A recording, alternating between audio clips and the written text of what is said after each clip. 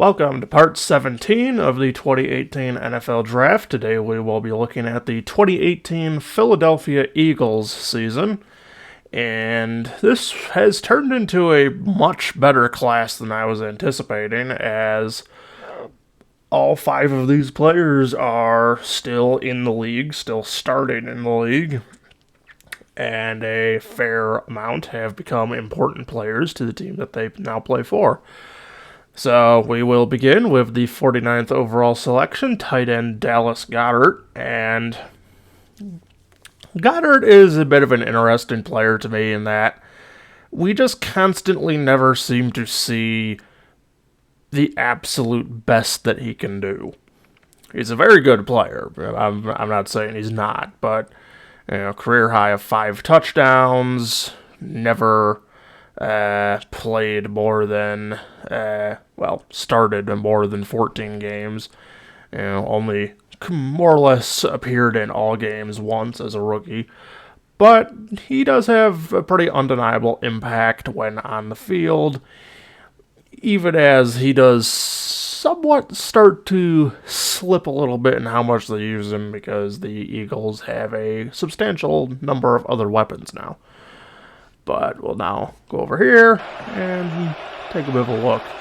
In motion to Brown that time. Hurts off the fake, delivers on target. It's a first down for very good safety valve target for a young quarterback there, Jalen Hurts. Back towards the tunnel. Hurts floats it over the defense for Goedert. Landon Dickerson out there blocking for the big tight end, and he's all the way down to the 1-yard line. Gain of 5, second down, and out to his right is Hurts. Being chased, throws, pass caught, and out of bounds at the 41 is Goedert. Pass options, the Eagles do that more than anybody in football. Pass is caught. Goedert spins and sets up first and goal. Can be a franchise quarterback, but it has been really good here in this first half, what he's shown. Hurts. Goedert, more of the same. And he's able to fight his way to the 21. Smith Williams is out today as he was dealing with an abdominal issue, so F.A. Obata made the start. Set up the screen for the tight end, Dallas Goedert. He gets the block from Isaac Seumalo, and that's going to put him into the end zone. Philadelphia takes advantage of the takeaway. The wind and the rain can't impact it as much. Hurts again, feeling the pressure, dumps it off. This is Goedert. Goedert inside the 20. Finally forced out of bounds, just shy of the 10. Yeah, so it's pretty self-evident, really. Dallas Goedert is a very good tight end, one of the league's better players at the position, but I kind of just wish, even with as much as I don't like the Eagles, that this guy could play a full season. If he could play a full season, we might finally see some of these numbers really break out and, really establish himself as one of the lead weapons instead of kind of the safety valve guy. So, hopefully he'll play a full 17 games without getting injured again. Maybe we'll see about a 1,100, 1,200 yard season.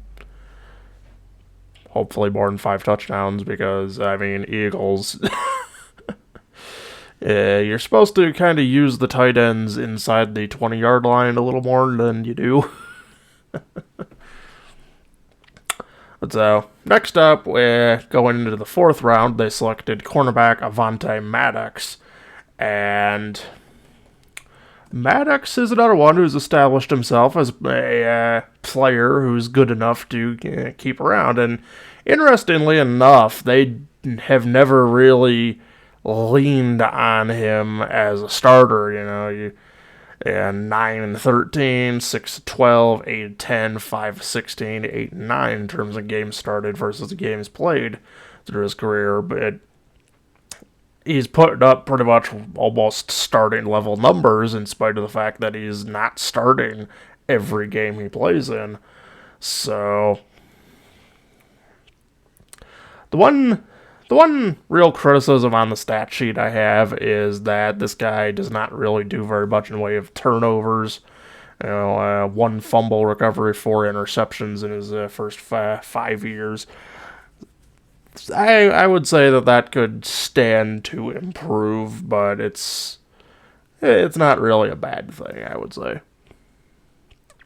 So over here we have some highlights from the 2021 season. Zeke at the top of your screen and on 3rd and 11. just gonna nail back off the edge here. Down. Josh Sweat was the first man there. Lewis, that's the stop of the play you were talking about. Pressure coming from Philadelphia. Simeon hit as he throws. Incomplete. The rare blitz from the Eagles, who blitz at a very low rate. He's hoping for a much better second half. Looking for Troutman, broken up by Maddox. 4th down. Backfield. 3rd down and 5.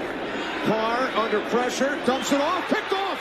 Good interception there, though. Off the hand of Richard, and then intercepted by Avante Maddox. Red Sox player, broadcaster, our former colleague at Fox, who passed away at the age of 68. Ball comes loose, and it will be taken in for a touchdown back in Detroit by Darius Slay. And Avante Maddox spoke to his teammates about returning home to Detroit. Jones fires. Incomplete. Avante Maddox had the coverage once again on Pharoh Cooper. Empty it out for Darnold. Just a 4-man rush.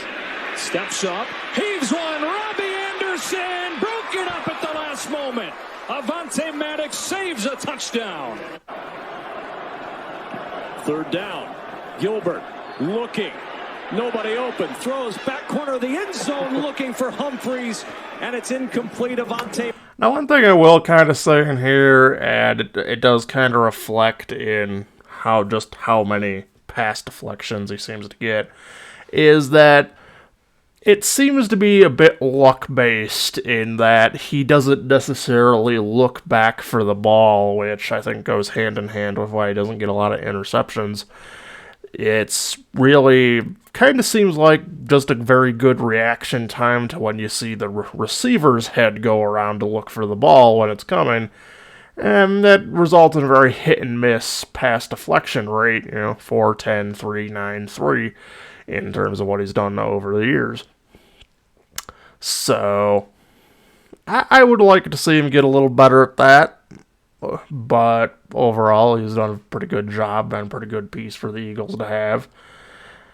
Probably not the best player on that defense, but still valuable in his own right.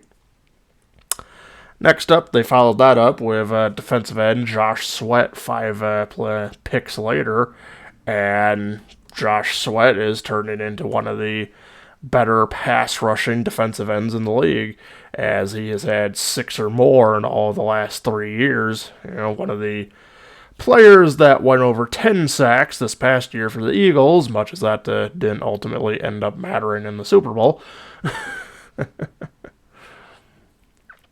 But, so now we're going to come over here and take a bit of a look at what Josh Sweat does that helps out in keeping offenses on their toes, because you've got to account for a lot of guys in pass blocking. There's some fantasy owners still watching this one, and a sack by Sweat. Switches around on the inside, gets Kirk Cousins there. Secondary against the receivers. Powers around, he gets Carson Wentz there. Everybody's had a drop at one point. 4th and long. Yep, there's once again. And it's sack number 8 for Philadelphia. Josh Sweat gets this one, and the dominant performance from the... And a throw, this ball's knocked out. That's a live football. Very good at getting around blocks quick, which... They take it away. Josh Sweat forced the fumble. Can be hard to do depending who you're going against. Pressure, and he is sacked. Josh Sweat gets home. 3rd sack for Phil. Pressure, Tannehill in trouble and decked again. 4th sack of the day for Philadelphia. Reddick and Sweat combine on that one. 3rd and 11. 4-man rush. Pressure comes, and they got to him again. Another sack by the Eagles. It's Reddick and Sweat who combined earlier. Completes his first toss today on 1st and 10. Here, he's going to get sacked by Josh Sweat. That's what the Eagles do. Second in the NFL, averaging 3.5 sacks per game. Giving him fits all day over there on that left side. 4th down and 8. Daniel Jones in trouble again. Drilled as he throws. Had no chance. Josh Sweat was there. Reddick applied. Rush only 4 here. With a spy waiting for Fields. They still get there. And it's Josh Sweat.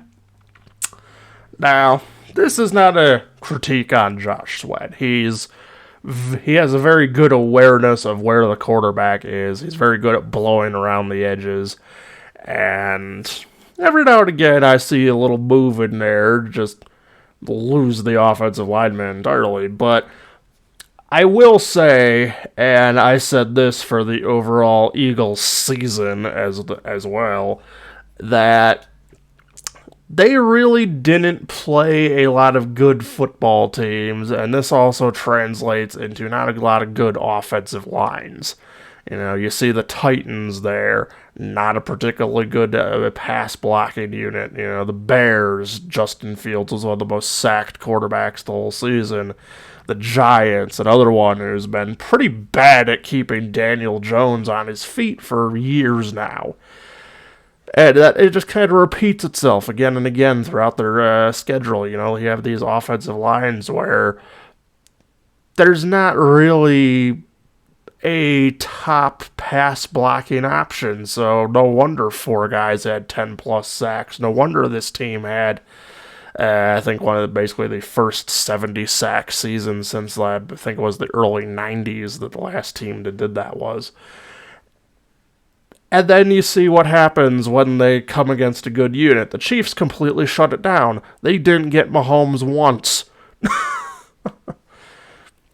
You know, that Eagles team, it was good, but it was also very heavily fraudulent and fed by a schedule that is not good at all. We'll see how things change this upcoming season. I expect with a bit harder level of competition, they will lose more games this time around. And whether or not they get back to the Super Bowl pretty much comes down to, has the NFC gotten any better? If not, they might get back, but the same result will probably happen. They'll just get kicked to death by Kansas City again. So the next player up is offensive tackle Matt Pryor.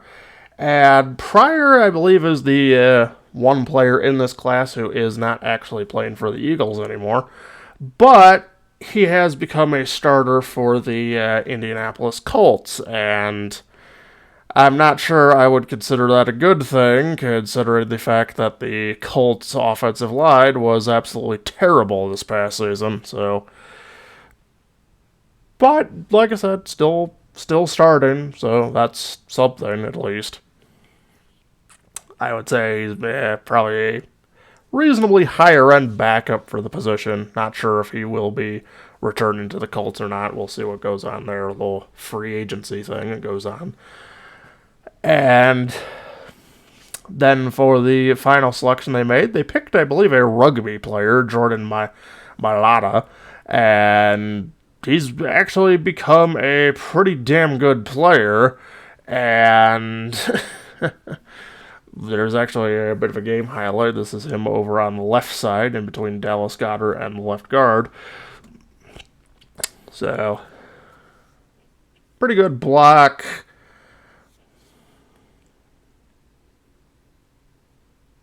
It just kind of holds off the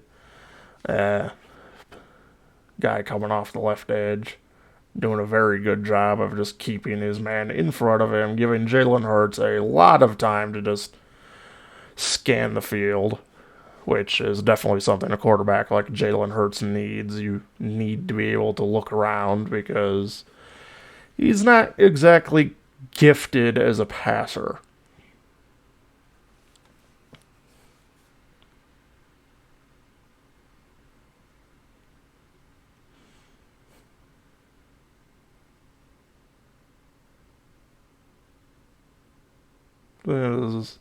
That's what he really excels at, running with the ball. So Bilotto's doing a very good job against a good 49ers unit. But this, like Josh Sweat, this does come with the anecdote that the 49ers in this game had lost quarterback Brock Purdy. So they were on the field to a point that even a defense as good as the 49ers defense is, it's going to wear out, get tired, and get overmatched. And that's pretty much what happened in this game. Though, if you ask any Eagles fans, they just say that they were just the better team and don't understand concepts like a major injury just completely kneecapping a team in a game. It's annoying to deal with, but primary reason I don't like the Eagles fan base. But overall, though, this was a very good class. I originally didn't see too much in it because at the time there were quite a few players on this team that were ahead of a lot of these guys, especially the last two picks. Josh Sweat, there were like 3 or 4 guys on roster that should have been better than him. Avonte Maddox, same thing. He looked like a special teamer when he was originally picked. And Dallas Goedert, of course, you had Zach Ertz on this team when he was selected.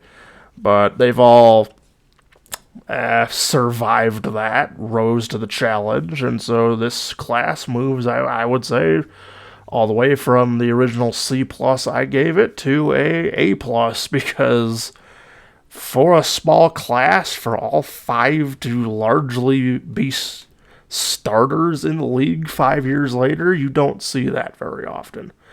So the Eagles had a very good class here. And so that is going to be doing it for this video. I will be seeing you tomorrow for the 2018 Dallas Cowboys draft class. So subscribe to the channel, like the video, hit the notification bell, follow me on Twitter, and I will see you tomorrow.